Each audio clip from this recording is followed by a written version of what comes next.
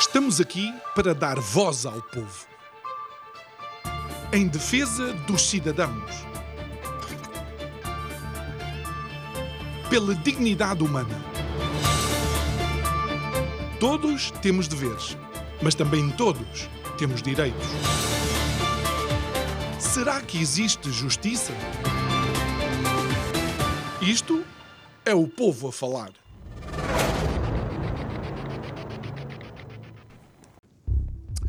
Ditongo é o nome que se dá à combinação de sons que são emitidos num só esforço de voz. Há ditongos crescentes, decrescentes, estáveis e há os famosos ditongos nasais. E digo famosos porque, por exemplo, o meu nome tem um ditongo nasal, João, o chamado ão. E olha, parece interessante, mas neste momento em Portugal temos que dar atenção a outros dois ditongos que estão na ordem do dia. E por falar em nariz e nasal, já começam a cheirar mal. Estou a falar da educação e da habitação. Boa noite, o meu nome é João Nuno Pinto e isto é o Povo a Falar. Estou consigo de segunda a sexta-feira, neste mesmo horário, emissão em simultâneo, Curiacos TV, Rádio Vida 97.1. E o tema para este mês? Desgoverno. Pronto. Já sei que este tema é demasiado geral e que cabe tudo neste momento que acontece em Portugal debaixo desta sombrinha do desgoverno.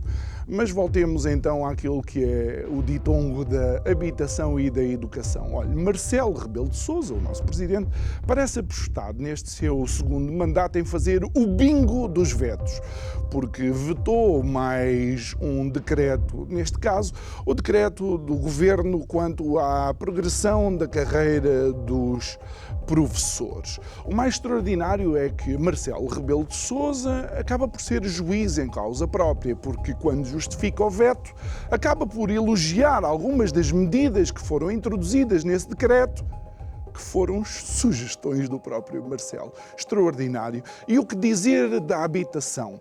É que desde o Mais Habitação, portanto, da apresentação do projeto não, da apresentação do plano Mais Habitação por parte do Governo, os medidores que medem as medidas já mediram aquilo que tinha que ser medido, sendo que algumas das medidas já tinham sido medidas noutros sítios. E aquilo que mediram acabou por ser medido tal como foi medido noutras cidades, em que a medição disse que nada está a funcionar de acordo com as medidas que foram tomadas. Confuso?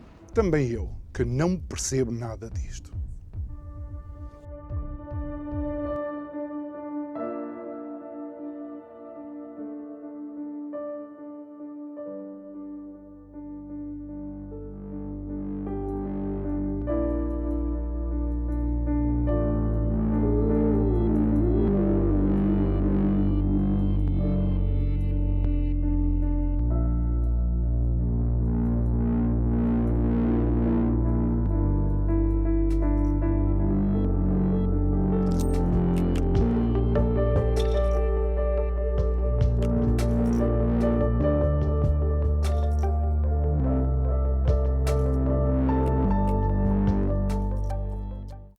E de volta ao nosso estúdio, é nosso convidado de hoje para encerrar a semana, alguém que também tem um ditongo no nome, neste caso, é um outro João, João Pires da Cruz. Boa noite, obrigado por estares aqui connosco. Nós selecionámos estes dois temas de acordo com o título do mês. Desgoverno, tínhamos de ter selecionado qualquer outra coisa que de facto se adequava. Mas, João, talvez começássemos com a questão da habitação, porque já há tempo suficiente, e tu sendo professor, gostando dos números, já houve tempo suficiente para se medir aquilo que foram as medidas do governo. E já começam a existir relatórios de que, de facto, está a funcionar ao contrário daquilo que seria expectável, está a empurrar os preços para uma subida, está a dificultar ainda mais o mercado no aluguer. Os vistos gold não tiveram efeito prático nenhum porque eram completamente residuais. João, uma primeira análise geral desta questão da habitação em Portugal. Bem, primeiro, obrigado mais uma vez pelo convite. Eu não sei se os resultados vêm mostrar isso, porque isso já se sabia antes.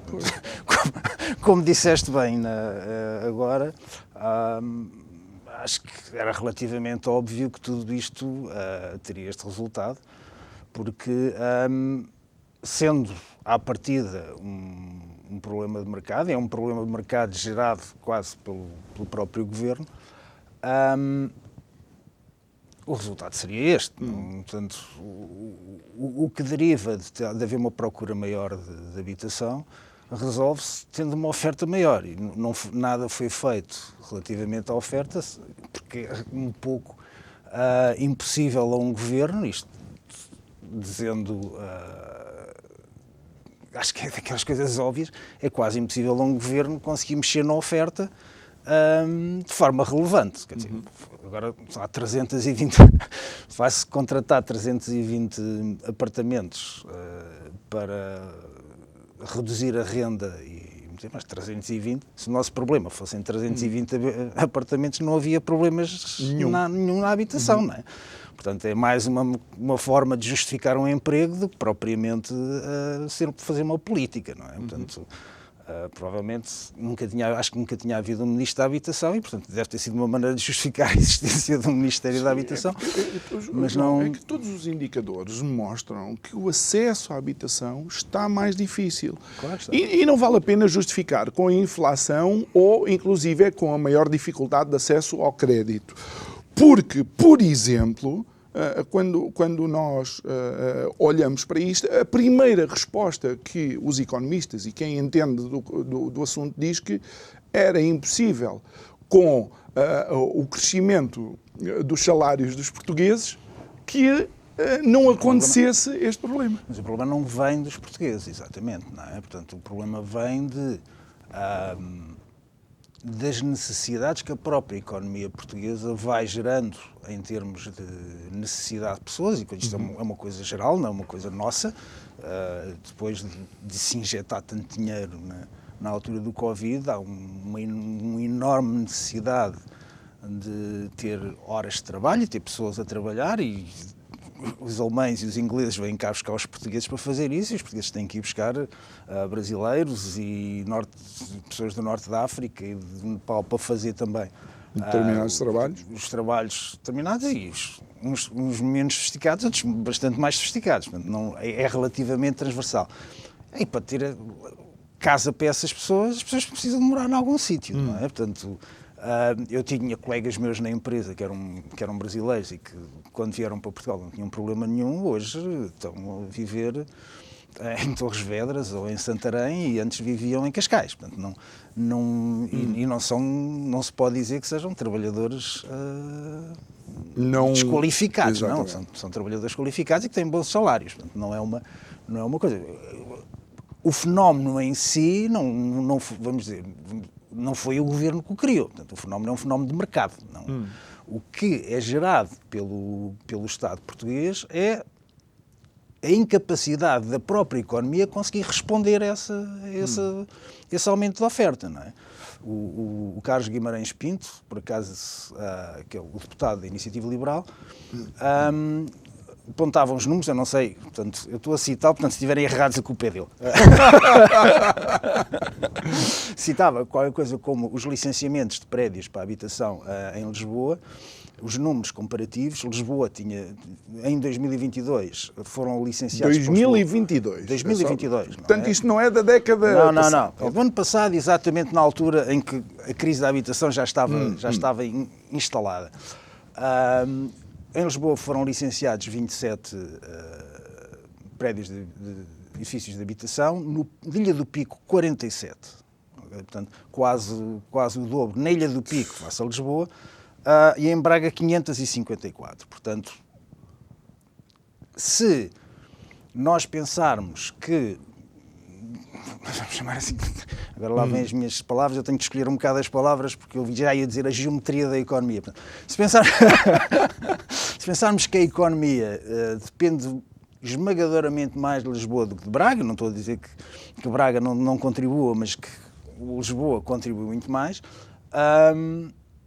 Este desequilíbrio não é um desequilíbrio que seja provocado pelo mercado. É um desequilíbrio objetivamente provocado pelo próprio Estado. Neste caso, imagino que as câmaras municipais. Sim. E, portanto, até posso tirar esse caga do governo, que a Câmara Municipal até é de outro partido. E, portanto, Sim, mas João, há aqui algumas questões que apontam diretamente ao governo, nomeadamente quanto à fiscalidade, à morosidade claro. dos licenciamentos, a própria fiscalidade. A coisa relativamente óbvia, que toda a gente, e que o governo, por acaso, também aprendeu na questão dos preços dos bens alimentares, é se eu tirar nos impostos, baixa logo os preços. Eu não consigo entender, não é? Porque é que se anda aqui assim a fazer raízes quadradas e integrais triplos paramétricos, quando uma medida tão simples como, olha, vou tirar o imposto do rendimento sobre as rendas, eu tirava logo 20%, por exemplo, o IVA na construção. Sim, mas ou mesmo no rendimento sobre Okay. as pessoas que arrendam casas, o Estado vai-lhes tirar 28% Do rendimento. do rendimento. Portanto, se eu tirar esses 28%, eu à partida baixo logo o preço das casas. Quer dizer, com estes constrangimentos na oferta, não. Claro. Não é? Objetivamente. Mas o que o Estado está a fazer é provoca constrangimentos na oferta e depois ainda por cima vai cobrar impostos porque, na realidade, quem interessa não é quem precisa de casa, quem interessa é quem vive dos impostos. O que tem acontecido é que as pessoas optam já por não arrendar. Põem o fogo à venda. Alguns, inclusive, fazem outra coisa. Põem a remodelar, como se estivesse, pronto, e então fica ali em águas de bacalhau. Que é natural, não é? Claro. Assim, a economia vai respondendo aos constrangimentos que lhe colocam. Não é? Portanto, se eu licencio 27 prédios de habitação em Lisboa, eu, enquanto investidor, aquilo que eu vou fazer é investir em prédios de habitação em Lisboa, porque passa a ser uma coisa rara, não é? E, portanto, eu sei que se eu investir em prédios de habitação em Lisboa, 27, se vou ter uma concorrência de 27 edifícios nos próximos tempos, é um excelente investimento eu investir no edifício de habitação em Lisboa. Ele vai valorizar ainda que eu não o arrende. Isso é uma coisa relativamente óbvia. Não é? E depois há as coisas que são exógenas. Não é? Portanto, o governo não tem nada a ver com isso. Que é, tipo, por exemplo, agora os americanos vêm todos para morar para Lisboa porque se venderem a casa que têm em Miami, podem comprar uma em Lisboa, que é outro sítio com sol e praia, e a diferença que tem da venda de uma casa e de outra, podem cá viver durante até à reforma sem fazerem mais nada. Portanto, esse tipo de coisa não depende, Mas, obviamente, das medidas João, do governo. Não é? mas isto leva-me para outra questão, que foi, por exemplo, que é o alojamento local e também aquilo que são os benefícios para os moradores temporários ou qualquer coisa assim, não é? A minha questão é, também me parece que culpar estas pessoas do aumento do valor ou da dificuldade em que os portugueses têm de adquirir casa não seja totalmente correto. Sim, mas isso é o pensamento linear que resulta de um Estado. Não é uma questão de ser culpa, é o que é fácil. Então, cortaram os vistos de gold porquê? Não cortaram, voltaram a metê-los. Estava no princípio, mas depois voltaram. Aquilo que é rendimento do Estado não se toca. Okay? Como diz um amigo meu, Portugal é um país pobre, mas tem um Estado rico. Pois. É assim. Naquilo que é rendimentos do Estado não se toca. E, portanto, os vistos de gold dão bastante dinheiro ao Estado sem nenhum gasto, nenhum custo associado. E, portanto, nos vistos de gold foi uma ideia inicial, mas manteve-se. E o que é que achaste da medida relativamente ao alojamento local? Era uma medida fácil. Era fácil. E, portanto, apesar de sabermos todos que aquilo seria injusto, que as pessoas investiram na renovação das casas, que antes de haver alojamento local, por exemplo, a Baixa de Lisboa era um lixo, tudo isso, não é? E sabendo nós que o alojamento local também é um fator importante para o turismo, era fácil. É fácil chegar lá e dizer assim, olha, tenho ali uma série de casas que, se eu proibir de serem alugadas a turistas, têm que ser alugadas a alguém. E, portanto, era fácil fazer isso. Isto é como cobrar impostos aos mais ricos, não é? Portanto, porque é que os impostos têm que ser... Porque é que mais a peso percentagem de imposto tem que ser mais elevada sobre os mais ricos? Porque é mais fácil. É porque onde há dinheiro, não é? Porque se for a mesma taxa para toda a gente, os ricos continuam a pagar mais impostos. Não é? Porque a percentual é sobre uma coisa mais elevada, mas não metem uma percentagem mais elevada, porque o dinheiro está lá e é mais fácil lá chegar. Não é? Olha, mas, João... Não tem nada a ver com justiça, é isso que uma quer das- dizer. Uma das coisas que tem acontecido é que provavelmente não houve a análise em profundidade daquilo que o alojamento local gera também. Porque não é só a vinda dos turistas, não é? É uma série de É uma economia empregos, inteira. uma economia que funciona ligada ao alojamento Há uma local. ressalva aí, não é? Que é a questão, e essa questão foi levantada também pelas pessoas, pelos empresários do alojamento local e daí assim, e que não tem nada a ver com as questões do governo, com estas questões do governo à partida, que é a questão da autorização dos outros inquilinos da mesma propriedade, do mesmo prédio, na questão de haver alojamento local nesse prédio ou não. Isso é outra coisa e tem a ver com a vivência dos vizinhos e de...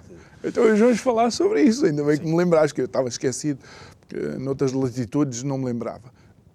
Em relação a isso, quando é que foi a última vez que tiveste uma reunião de condomínio em que houve total acordo entre todos? Nunca.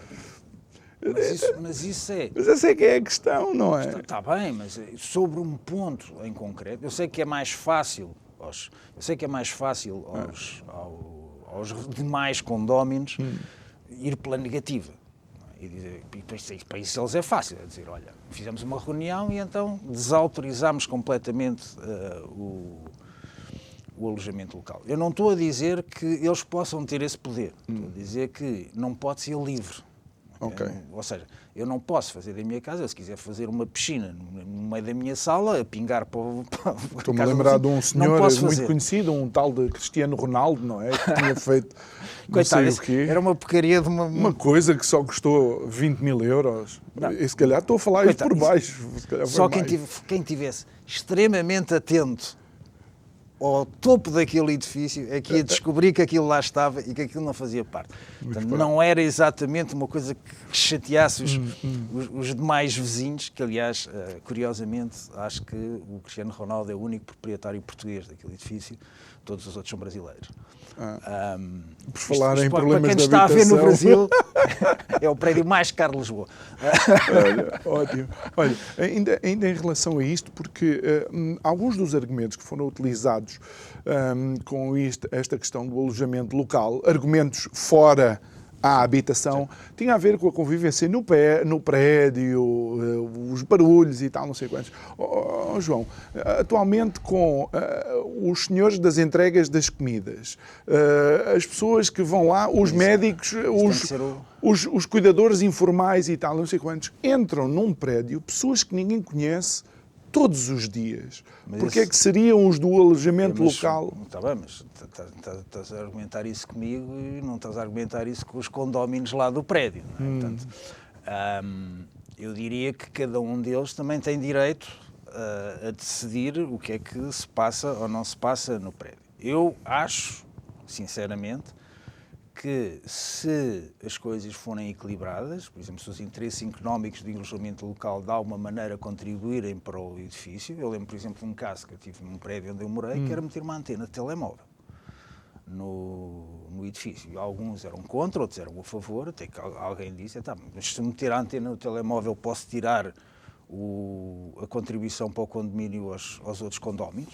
E chegou-se a acordo e disse, ok, pode-se. Portanto, o facto de eu montar um negócio no mesmo prédio onde as pessoas têm a sua habitação, muito provavelmente isso poderá dar uma maneira de se chegar a acordo entre os condóminos e dizer assim, olha, ok, mas eu passo, por exemplo, a não contribuir para o condomínio e tudo o que entra no condomínio são resultados desse alojamento local. Pode ser uma coisa desse género. O que não, eu não estou a dizer que a lei tenha a dizer, basta estar um contra e acabou-se tudo.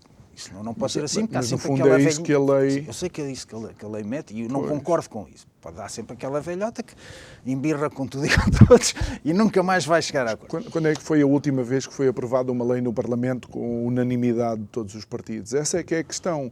É que parece que para eles há umas regras e depois para o povinho... Bem-vindo à desculpa a República expressão, Portuguesa. pois. Olha, ainda antes de irmos até à nossa rúbrica, queria ainda dizer alguma coisa relativamente a isto, que com a retirada do alojamento local ou com os constrangimentos, como tu dizes... É prejudicial para todas as cidades, é prejudicial para a economia portuguesa, é prejudicial para as pessoas que vivem do alojamento local. É em tudo aquilo, mas não tem nenhum ponto positivo. Mas, João, já viste que induz a procura,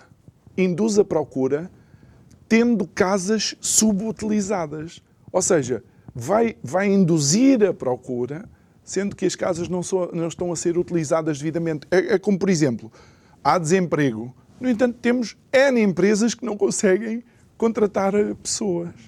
Eu não estou a dizer... de longe eu defender aquilo que está no pacote da habitação, que aliás a única coisa que me pareceu razoável naquilo era exatamente os vistos gold, porque é uma coisa, basicamente estás a vender a possibilidade de residência a alguém só porque tem mais dinheiro que os outros. Pena não termos aqui um amigo comum, porque ele dizia-te logo que aquilo foi residual. Os vistos gold são residuais naquilo que foi de facto. Acredito que sejam residuais, e para as pessoas que nos estão a ver do Brasil, aquele prédio onde está o Ronaldo, em que os proprietários são todos brasileiros, é uma prova disso. É residual, mas tem influência. E repare, não é por ser residual que não seja injusto. Olha, e serias favorável ao controle das rendas, por exemplo, no mercado da habitação? Alguém dizia que há duas maneiras de destruir uma cidade. Uma é bombardeá-la e a outra é controlar as rendas. E daí eu ter brincado com as medidas que foram medidas, que mediram as medidas noutro sítio, porque cidades como Barcelona, São Francisco e por aí além... Lisboa, que isso é que é a parte, vamos dizer, imbecil de tudo isto, é que nós chegamos a o facto de nós termos precisado do alojamento local e dos vistos gold e dessas medidas para... criativas. Para conseguir que a cidade recuperasse. Não é? Nós precisámos disso exatamente porque alguém, em 1900, e troca o passo, acho que foi o Salazar, ou seja, ainda antes de Salazar, resolveu as rendas controladas. Rendas controladas, que é a coisa mais imbecil que se possa pensar. Fez-se isso na altura, isso durou até agora, acho que ainda de alguma maneira ainda existe consequências disso, mas o facto de nós dependermos dessas coisas para que a cidade fosse renovada, veio de exatamente isso. Portanto, agora, a medida da habitação é dizer o quê? Ok, vamos voltar a uma medida semelhante a essa, por isso, e vamos atacar exatamente as duas coisas que contribuíram para a renovação. Outra burrice, juntam-se duas burrices e no fim dizem, estamos à espera. O que eu acho é que neste momento a economia portuguesa já vai responder de alguma maneira àquilo que está em causa. Eu sei, por exemplo, colegas meus que trabalham em fundos de investimento imobiliário que foram absolutamente proibidos de investir em Lisboa. Portanto, assim que se começou a falar nesse pacote de habitação, portanto, estou a falar de fundos em Inglaterra, e que vivem basicamente de investir em imobiliários, Lisboa foi logo cortado e passaram a ser proibidos de investir em Lisboa. Se calhar daí esses 27 licenciamentos... Não, eu tenho a certeza absoluta que há muito mais propostas que estes 27. Há centenas, se não milhares de prédios em Lisboa que, se fossem deitados abaixo e construído lá um novo, que era quase óbvio que aquilo ia ser um investimento bem feito. Portanto, de certeza que há centenas de processos. Não sei se isto é da Câmara Municipal de Lisboa, em que zona do Estado isto cai, mas isto cai no Estado, está tudo estragado. Em alguma parte da hierarquia do Estado há de cair estes licenciamentos, porque eu não acredito que em Lisboa hajam 10 vezes, 20 vezes menos pedidos de edifícios de habitação do que existe em Braga. Não acredito. Sendo que 50% do PIB depende de Lisboa. Portanto, eu não acredito que estes números não tenham aqui coisa. Muito bem. Então, mais habitação veio para... Eu acho que é uma medida irrelevante, só vai estragar, mas nada. Muito bem. Nós vamos aproveitar este momento e vamos até à nossa rúbrica dos direitos do consumidor, depois regressamos. Até já.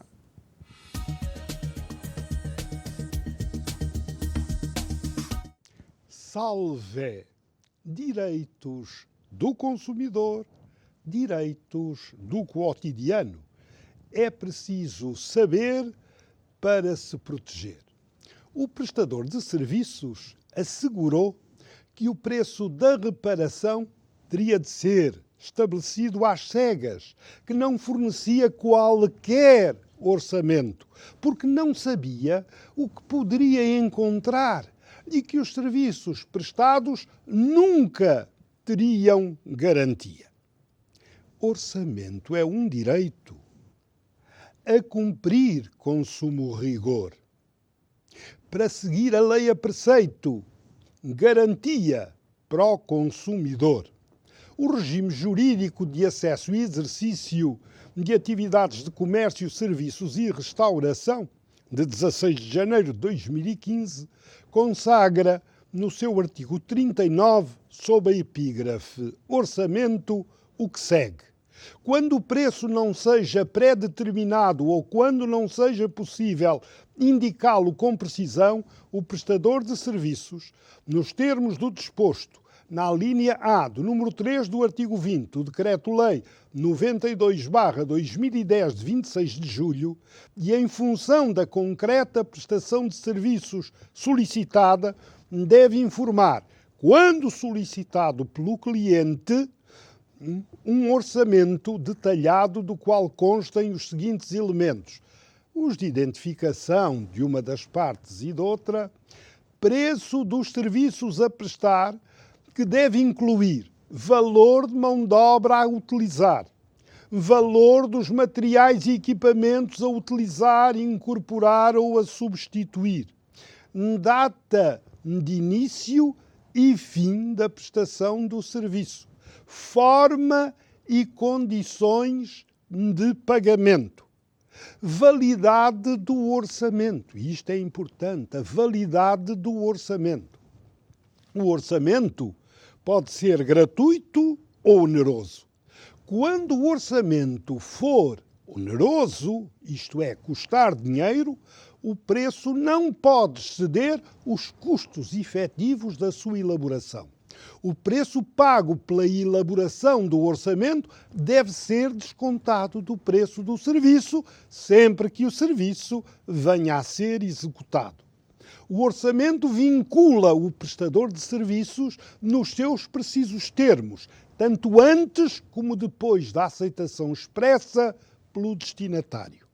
Logo, sob pena de incorrer em ilícito de mera ordenação social, passível de coima e de sanções acessórias, não pode o fornecedor furtar-se à apresentação do orçamento que o consumidor se propuser requerer. A Lei das Garantias dos Bens de Consumo, e isto a propósito das garantias do serviço, que entrou em vigor no dia 1º de janeiro de 2022, na esteira de resto da lei antiga, aplica-se aos seguintes contratos: contrato de compra e venda, contrato de empreitada ou outros contratos de prestação de serviços, para além dos de locação, do aluguer de coisas móveis, como do arrendamento de imóveis. Logo, tratando-se de uma prestação de serviços, não pode o prestador furtar-se à garantia, já que as normas da Lei das Garantias dos Bens de Consumo são imperativas, não podem ser afastadas por mera vontade das partes ou por imposição do fornecedor ou do prestador de serviços.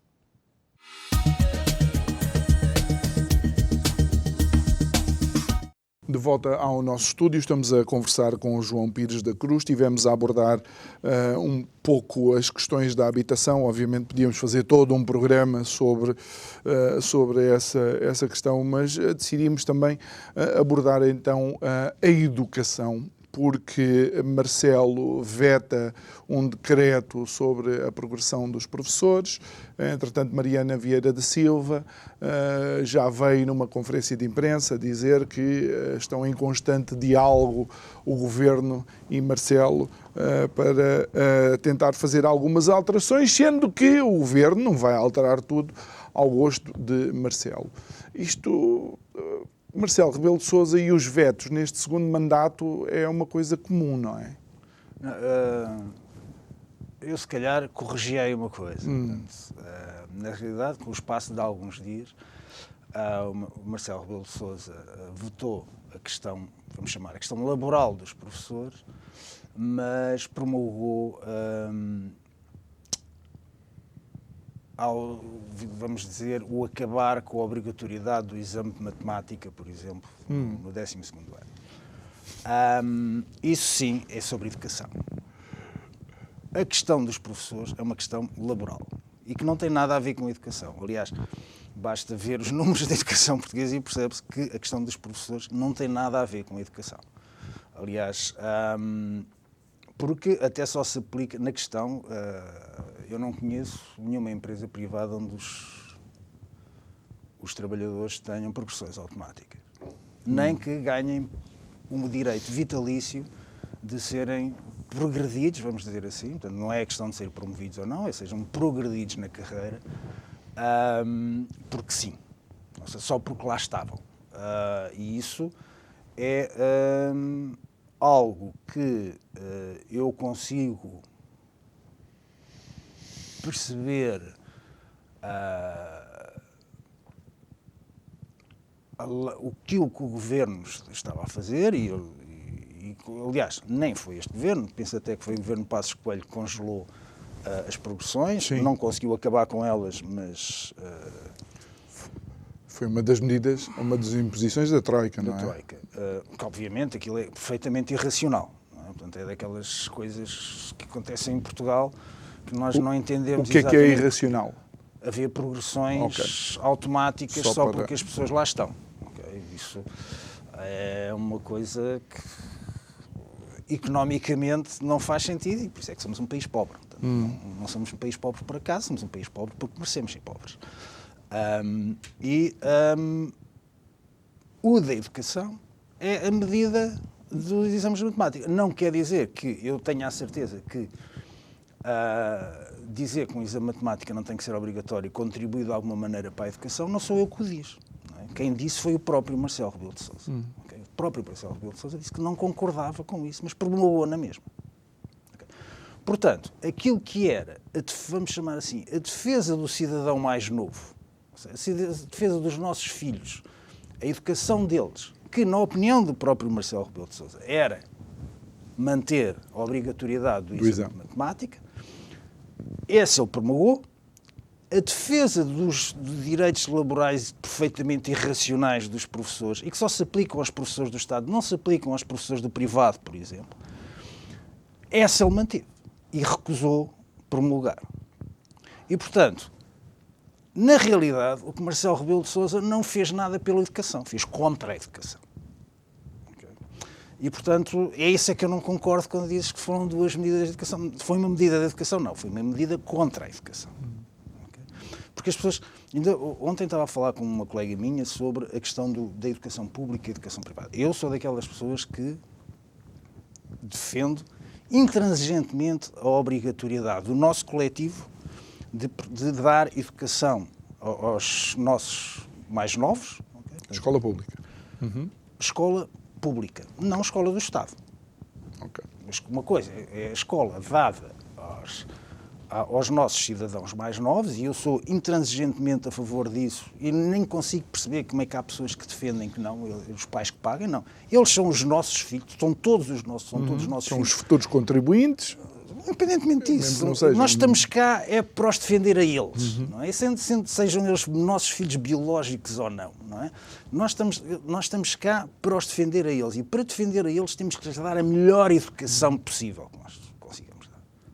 E a melhor educação possível que consigamos dar a eles não é professores escolhidos por um computador, que é isso que temos na escola pública, portanto, na escola do Estado temos o quê? Professores que são escolhidos por um computador, por critérios que não têm nada a ver com os nossos filhos, portanto, são escolhidos por um computador, são colocados num sítio qualquer e são-lhes dados direitos vitalícios perfeitamente incompreensíveis, como estas das progressões, e, no fundo, estamos a alocar recursos públicos para um direito irracional desses professores. Isso eu concordo, de alguma maneira, com a Troika, de congelar isso, apesar de, se calhar, pela lei portuguesa, aquilo sejam direitos adquiridos e que mais valia imunizarem-nos e acabarem com quadros de professores, que é outra coisa irracional. Outra coisa que nós não conseguimos, vamos dizer, racionalizar, é que na escola, muito poucos, que eu gostava de um número que aparecesse um dia, era quantos alunos do ensino do Estado, de facto, ou do ensino exclusivamente do Estado, de facto chegam ao ensino superior. Porque as pessoas falam das pessoas que andam na escola pública, mas esquecem-se da carrada de alunos que andam na escola pública, que depois andam em ensino privado ao mesmo tempo, que são as explicações, e os tempos livres, e tudo isso, porque isso é ensino privado. Isso sai dos bolsos dos pais, não sai do Estado, sai das limitações dos Estados para as cargas dos pais, para as costas dos pais. E isso gostava de saber quantos de facto chegam ao ensino público, ao ensino universitário, perdão, que vêm da escola do Estado. E eu não tenho grandes dúvidas que a percentagem será muito, mas tão baixa, que nos faria certamente pensar o papel do Estado enquanto produtor de educação pública. Eu não sei se não estamos a falar de quase metade, só metade. Não sei se não é só metade, porque os números dizem que metade dos adultos portugueses, portanto, a formação mais alta que têm é o ensino secundário. O que, curiosamente, 48, não tem uma política como tem a de habitação. Não é? Foi. E os recursos estão todos no Estado.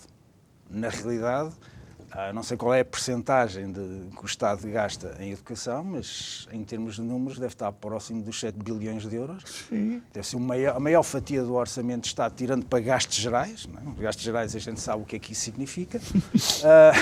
João, já houve inclusive algumas análises em que colégios privados têm um menor custo per capita por aluno do que o eu Estado. lembro uma vez, eu fiz esse estudo para um artigo que escrevi no Observador aqui há uns anos, que era sobre a Escola João Faria, da Ruda dos Vinhos. A Escola João Faria da Ruda dos Vinhos, a Ruda dos Vinhos não tem uma escola do Estado. Ou seja, e portanto foi ao Externato João Faria, assim que se chama, que foi dado o contrato de educar as pessoas em Ruda dos Vinhos. E quando o Estado quis construir lá uma escola, a Câmara Municipal fez um processo contra o Estado, pedindo dizendo que só autorizava a construção da escola se o Estado divulgasse os custos que iria ter uma turma numa escola pública face aos custos que pagavam aos Externatos João Faria até àquela altura. E o Estado chegou a acordo para não divulgar. É tão ridículo como isto, não é?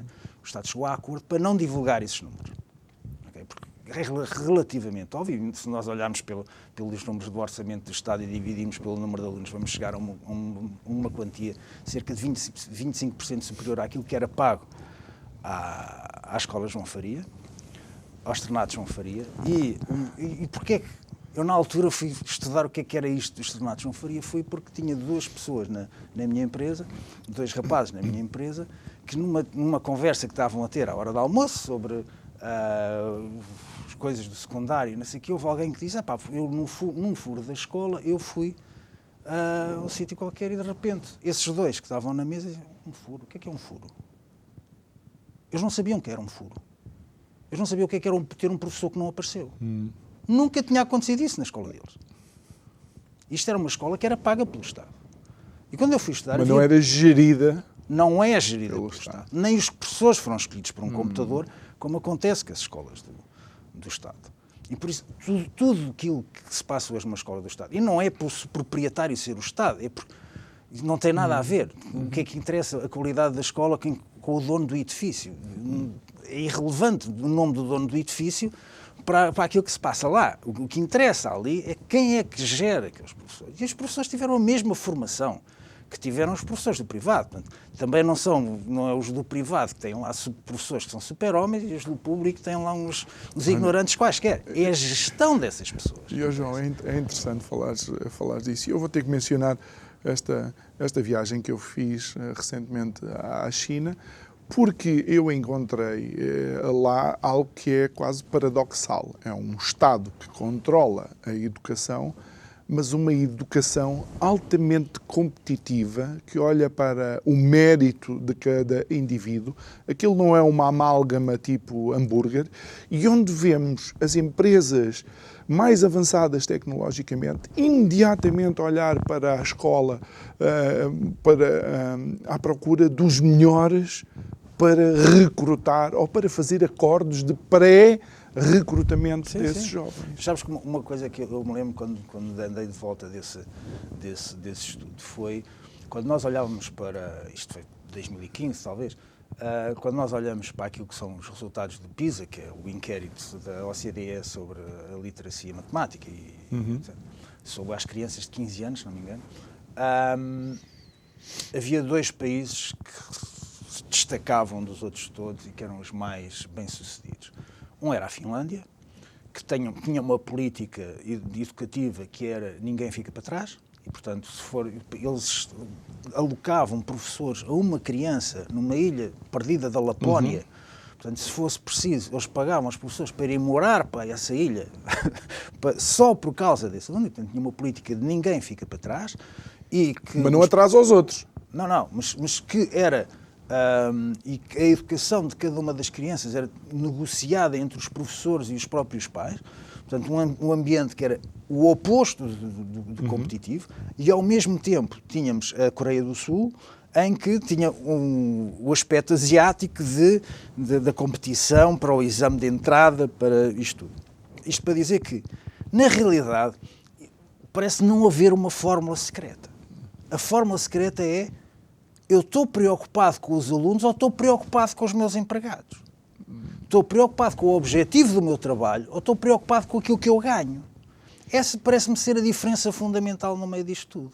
E aquilo que anda em discussão, veto para cá, veto para lá, Marcelo de um lado, governo do outro, não tem nada a ver com a educação dos miúdos. Zero. Os miúdos serão educados não porque alguém se preocupou com eles, porque o facto de haver exame matemático ou não interessa se eu lhe dou importância ou não, eu promulgo na mesma, mas o ordenado dos funcionários, esse é que é importante. Eu estou a deitar fora aquilo que são os meus jovens, estou a desprezar a vida futura dos meus filhos, para que a minha reforma não falhe. E esse é o principal problema económico de Portugal neste momento. É termos os jovens todos a desaparecer pela porta fora. Já não temos muitos. Já não temos muitos, mas na realidade já se entrou no ciclo vicioso de já só ficam aqueles que não têm outra hipótese. Mas por outro lado vamos ter velhos com boas reformas. Ou pelo menos neste momento com a ilusão de que terão boas reformas. Porque os problemas económicos vão continuar. E isso é um problema económico irreversível. Quase que dava para começar a conversa sobre o nosso sistema de reformas, não é? Porque isto, pay as we go, se os jovens não estiverem cá, eu não sei onde é que se vai gerar income para se pagar a reforma. Enquanto houver a caridade alemã de que nós vivemos, vamos sobrevivendo, não é? Mas, entretanto, os carros alemães, a Alemanha vai entrar numa crise económica em breve porque não estão a vender carros, os carros é uma parte importante, e os carros estão a ser produzidos para stock, eles não conseguem vender os carros agora, e os alemães vão precisar de dinheiro para eles, não é? Não vai ser para nós. Para aqueles preguiçosos do sul da Europa. Não é uma questão de ser preguiçosos. Eu sei. É uma questão de... Só estou a lembrar. Nem foi um alemão, acho que foi um holandês qualquer. Foi um holandês. Mas não é uma questão de serem preguiçosos ou não. Eles estão em o dinheiro deles e querem dinheiro para eles. Não, uma coisa Olha, e João, ainda dentro desta questão da educação, eu sei que é extremamente difícil chumbar um aluno ou não, o aluno não ter aproveitamento e não progredir, mas este facilitismo que foi visto, ou que tem sido visto ao longo do tempo, não será pior para todos? Como eu estava a dar o exemplo entre a Finlândia e a Coreia do Sul, que são duas, digamos que na visão coreana seria chumbas e vais repetir isto, e na visão finlandesa é tem calma, a gente vai ao teu ritmo. Eu acho que aquilo que falta não é o chumbar ou não deixar de chumbar. O que falta é olhar para a criança e não o deixar para trás de alguma maneira. Ou seja, se eu vou sujeitar um sistema de exames, por exemplo, vamos agora dizer, ok, vou adotar o pensamento coreano e vou decidir, eu quero que tu entres num processo competitivo. Eu tenho que lhe dar as armas para ele competir. Okay. Eu não posso, por isso, simplesmente, olha, tens ali uma competição, é bom que mexas porque eu não vou fazer nada por isso. Isso, não, obviamente, será uma tragédia. Mas dizer assim, olha, como eu não te dei armas para competir, então não vais competir. Isso também é estúpido, não é? Porque eu também não contribuí em nada para substituir a competição. Não é? É tudo uma questão de gestão. É como eu digo. Na realidade, os professores de uns não são piores do que outros, os edifícios de uns não são piores do que os outros. Nada aqui assim é pior, tirando a maneira como eu coloco um professor em frente a um aluno e como eu o responsabilizo por aquilo que é o meu objetivo, que é aquele aluno tem que aprender e tem que passar a ser um cidadão produtivo para o bem dele e para o nosso. Isto parece uma coisa estupidamente óbvia de dizer, mas é o que não acontece com 7 bilhões de euros que nós gastamos para a educação em Portugal. Não é? Pois há o que os pais fazem e o que os pais fazem é o que vai compensando isso. Portanto, há os pais, como eu, que teve um filho no ensino público que não precisou de professores, porque felizmente tinha... Não precisou de explicadores? Não, ele era suficientemente autónomo para nem sequer precisar dos professores. Portanto, ele aprendia por ele e apanhava de alguns bons professores, também obviamente há professores bons. Aprendia dos bons e ignorava os maus, dos maus ele lá dava a volta àquilo. O meu segundo filho precisava de professores, não os teve, então eu tive que passar para o privado e no privado ele deu-se bem e agora tenho a minha terceira filha.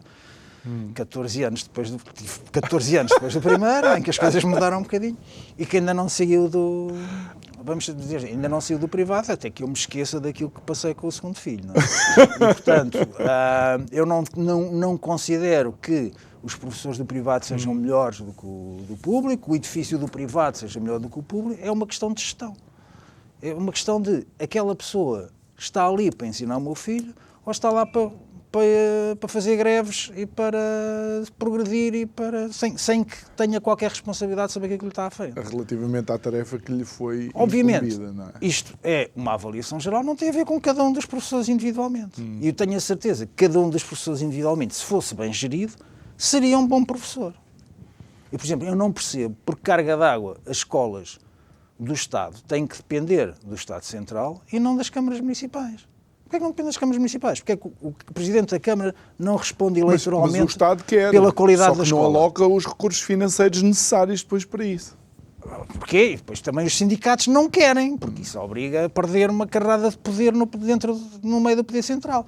Portanto, eu não percebo porque é que eleitoralmente os autarcas não são responsabilizados pela qualidade do ensino que é dado na sua Câmara.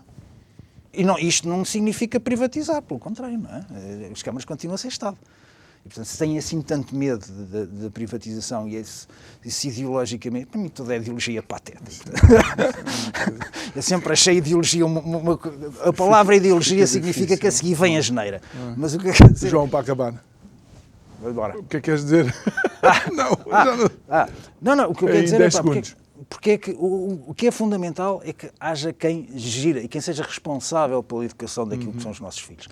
Eu não tenho a menor dúvida que a única safa do nosso coletivo é educar todos os nossos filhos como se fossem nossos. Muito bem. João Pedro da Cruz, muito obrigado Obrigado. por ter estado aqui connosco. Muito obrigado a si que nos acompanhou. Quero deixar também um agradecimento final nesta que é a primeira semana depois do meu regresso da viagem à China, ao meu colega João Carlos Dias, por ter estado aqui a aguentar o barco. Obrigado, Joca, que já o conhecemos há muitos anos, e obrigado a si.